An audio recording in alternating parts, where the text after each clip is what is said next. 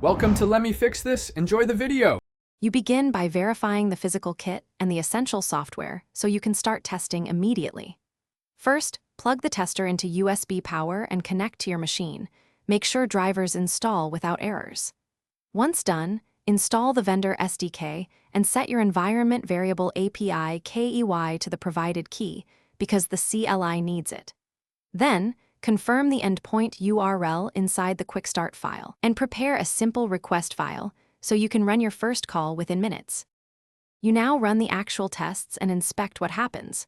Start by executing the sample request with the CLI command and enable verbose logging so you record headers and body. This shows how the kit communicates. Then, parse the saved test.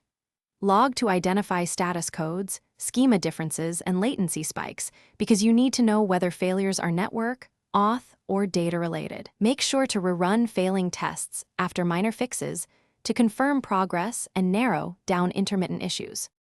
You wrap up by exporting your results and making the process repeatable.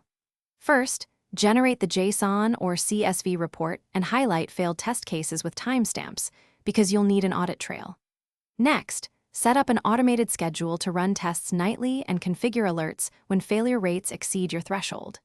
If something breaks, start troubleshooting by verifying the API KEY, confirming network ports aren't blocked, and comparing SDK versions. Those 3 checks resolve most problems quickly. Thanks for watching. If you found this helpful, don't forget to like and subscribe.